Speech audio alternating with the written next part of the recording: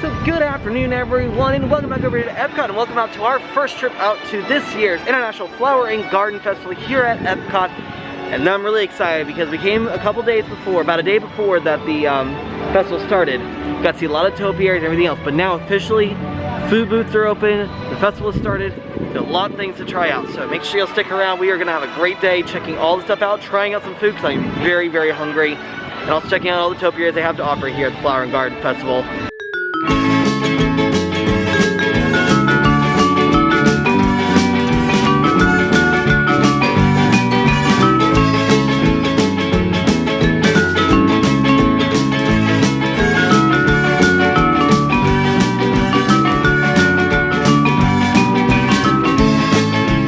Also, one of the big things as well is they have officially finished with everything. So now the flags are flying with the respectful lands. I thought these were gonna be countries, but they're not. They're actually just the land stuff, like what pavilions are there. What's pretty cool is at night when we're leaving, all of these lights now work. They go all the way around the main entrance area here. So we're definitely gonna have to check that out once we do leave. So one of the things also to make sure you do is you do pick up a festival passport. I tell you guys every time when we come to these festivals, pick up one of these passports because literally it tells you all of the different like festival things going on, all the food they have to offer. A lot of times they also have some sort of little thing in the back that if you complete, you get like a free sampler thing. But yeah, I think we're gonna head straight to the Germany area and get the food out there to try some of that. Another thing as well is also, what you gotta be really mindful of is right now the crowd levels are gonna look a little higher. Well, we are into that very first beginning part of spring break, and all of the theme parks right now from the 13th through the 19th, actually, we're completely booked up for reservations. So it's probably gonna be a little bit busier here today, but I mean, we're really big thing is trying to see all of the Flower and Garden stuff. So we did see these guys the last time we came, but I think we want to stop into Mouse Gears to check out if they have any of the festival merchandise in there. So we came into Mouse Gears, like I said, we found a couple of the items they have already. So then they have a lot of Orange Bird stuff. It's very big for this festival. It's the Orange Bird. It's pretty cool. So it's like $30 for that. Normal beers. Well, that's pretty cool. Is we look at this cup they have. It says Hello Sunshine with the Orange Bird. Got like little things you can shake it. $20 for that. Here's the Spirit jersey for the Orange Bird for this festival. The back it says Hello Sunshine. Once again, $70 for that, like normal. Ooh, I think I don't know what this is. I think it's a rain jacket. I think it's rain jacket by Spirit jersey. Let's see, how much are you? $60 for that. And it's some of these like weird little like containers. $30 for that. So they have a bunch of their pass holder merchandise over here. So that's the Spirit jersey, says I can dig it. The Epcot International says pass holder on the far left. They do also have a Spirit jersey pass holder mask. Let's see right there.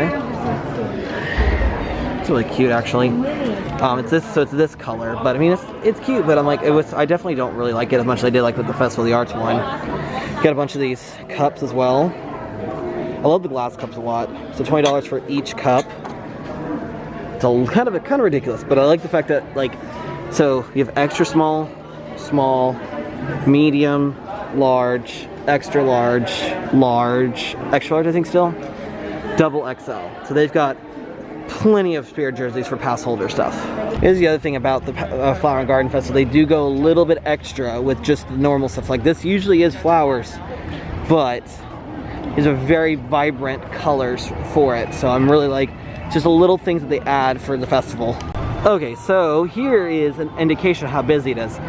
So it looks like Test Track is 55 minutes, and so they've got the line up around that way. Now, I do remember they did say that that Test Track is loading more than one party per car, so it is helping with the lines a little bit.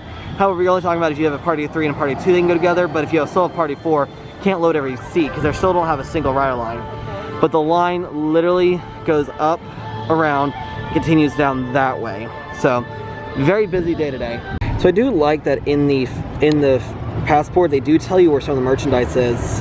and like what merchandise is. So they said visit the festival markets throughout the park, shop these collections of Orange Bird, Sweet as Honey, Minion, Full Bloom, Figment, Homegrown Happiness, and then you have Mouse Gear, which has a selection of everything from it. So festival cuisine key. So if you're curious, if you need anything gluten-free or wheat-friendly, they'll have the little G next to it. And if you're looking for plant-based, so that's not it's without animal meat, dairy, eggs, or honey, that's how you look for this stuff. So like the Joffrey stuff, nothing there is garden graze, gluten, or plant-based. So, but if you're looking for any of those, they'll have it in the book here.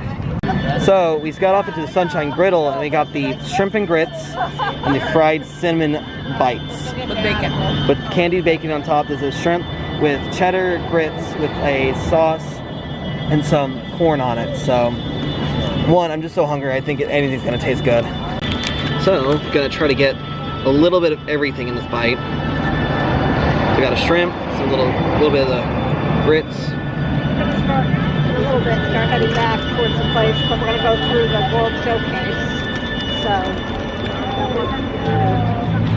it's really good, actually.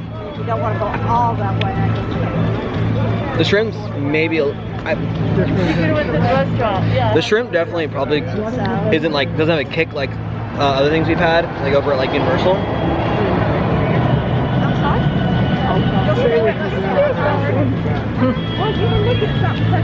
Grits are good. I definitely, there's a weird kick. There's a weird spice to it. Can't put my finger on it though. But I mean, it's not bad. It's really good though. Okay, so I was gonna have you all set more better, but we're on a trash can, which is the unofficial table of these festivals. So that one of the things, and apparently Kayla said that there's a little bit of like the cream and the cream cheese or like the frosting in it. So this.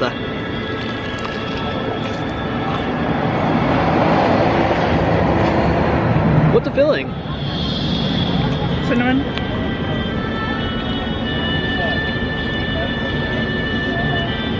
It's messy, but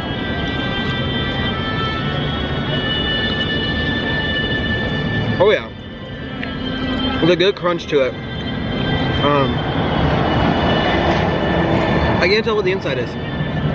Like it's cinnamon something, but maybe it's like cinnamon with it. But yeah, that's really good actually though. I mean, this is really, it's very fluffy. And I like how it like falls apart too. Like it's like a good fried dough. Very good. So the Sunshine Griddle, we got the shrimp and grits and the fried cinnamon like dough. Is this here? This is where the donut box was. So it's right across the way from Cool Wash. This is the walkway you take coming around Test Track, because Test Track is right there. So this one here, it's a good one. I like this one a lot. And just like normal when you come through Mexico, you have the 3 Caballeros hang out right here. Well, definitely walking around the World Showcase, it is very busy actually. But it does, I mean, it is nice like seeing the crowds, because that means like people are coming back to the parks and stuff. Oh, I like the fact over in the Norway area right next to where Frozen Ever After is.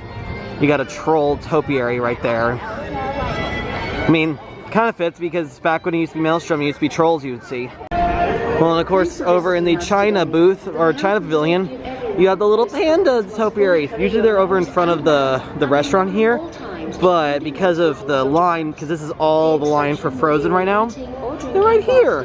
Very cute though.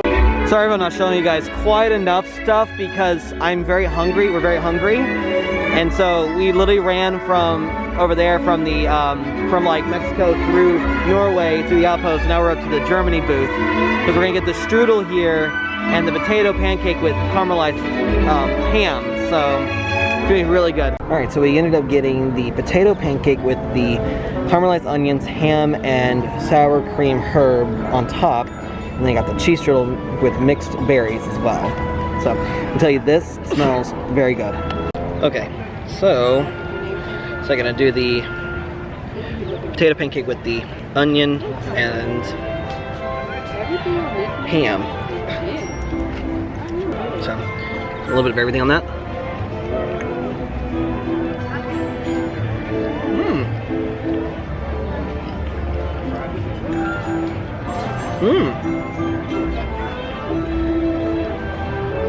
It tastes way better than it looks.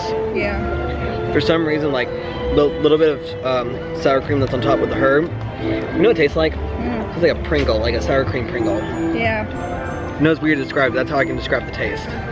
Okay, so now I'm gonna try a little bit of this strudel. This little strudel right here. Kayla's already taking a couple bites out of it because we're both very hungry, so a little bite of that.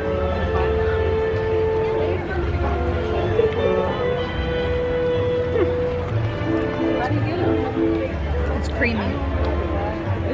Okay, so very good. I think the potato pancake was a lot better than I thought it was gonna be, and it had more flavor than anticipating. It really does taste like a Pringles sour cream and onion chip. The cheese strudel was really good. It was just a little too much fruit for me. Like, it was like very sweet, and I don't like a lot of sweet things anymore, so kind of threw me off. But that potato pancake was very, very good.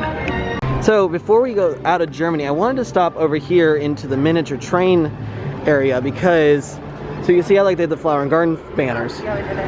Sometimes in the little like miniature village, they sometimes have them as well. So yeah, they do have the miniature banners for their little flagpoles in the miniature area, like next to the trains. I think it's funny because every festival they change them out. So I always think that's just a little detail. Like, they don't have to do that, but they do. So I think this year I'm going to do something a little bit differently than I've done in years past. I'm not going to stop at every booth. So like we passed the Italy booth, but I'm not going to stop at every booth and film every single menu like I have in years past. And so what we do eat, I'll tell you, but then as we come back, I'll show you guys stuff as well. But as we are in the Italy pavilion, you do also have Lady and the Tramp right here, just hanging out. They usually are on the other side, but I guess because they have a little more space there, you're able to put it right there instead. So I think they had it last year right there, so I think it's a really good spot for them. Well, because I am very much on the hungry side, I actually want to stop and have some food over at the Regal Eagle. I know it's always here, but I'm very, very hungry. Plus, if you guys follow along and watch any of the videos, I did in my top 5 quick service locations at Walt Disney World. Regal Eagle takes my number 2 spot. So I always try to take any time I can to try to eat here. So I just put in my order that I'm here, so hopefully here in a minute it should be ready. So we went to the Regal, we got this sliced barbecue sandwich with beer butter or with onion rings. I don't know why I was having a hard time saying that. And then I got a little extra side of fries because I am very hungry, so. Okay, once again, the Regal Eagle does not disappoint when it comes to the food. I mean, we pretty much inhaled that sandwich, those onion rings, and those french fries. That was, honestly, if you have the chance, you need to go out to the Regal Eagle. And you can mobile order, so you can see everything ahead of time. But yeah, that was delicious. Ooh, this is cool. Walking into the Japan Pavilion and kind of walking up to the gates that they have over here. And look at the dragon. I like they put it on the rock over here, but that's really cool, actually. I like that a lot. So Kay's actually stopping up at the Hanami one because they have a frushi. So it's strawberry, pineapple, and cantaloupe wrapped in sweet rice and pink soy wrap wrapped with whipped cream, drizzled berry sauce, toasted coconut. I'm not like a sushi person, and I'm also still too full from what we just had.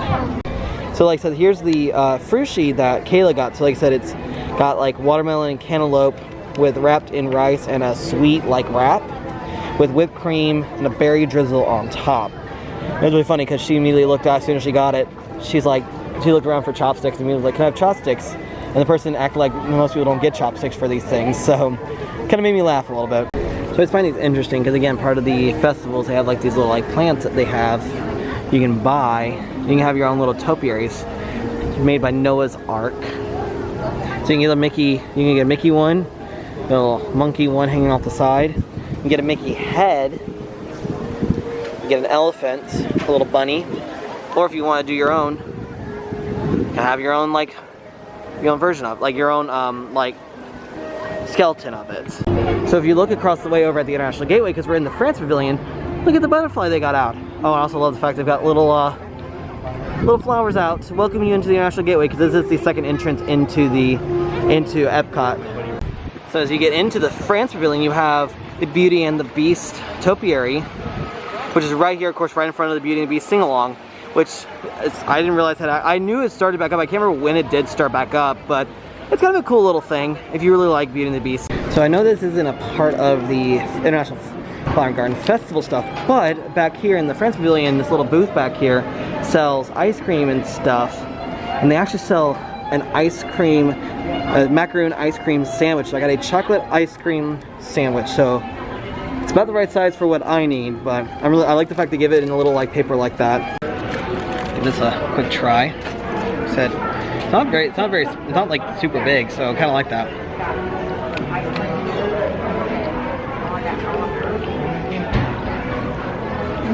Oh yeah. I was concerned the macaroon would be like ice cold, but Still fluffy? oh yeah. Well, better eat it all now.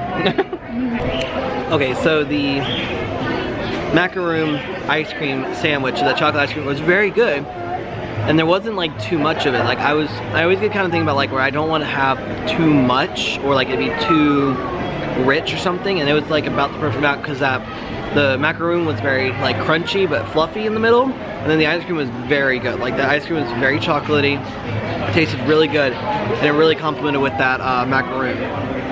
So before we leave the France Pavilion, I want to turn the corner. I just want to see little Remy in front of where his attraction will be going.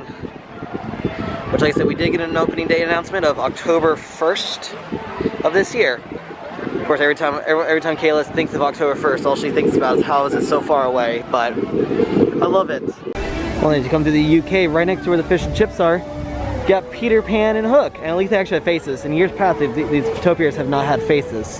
Then in front of like the gift shop right here, that's actually not open, you have Winnie and Pooh and his friends. You got Rabbit holding carrots, Winnie the Pooh with a little balloon, Tigger, and Eeyore with Piglet riding his back.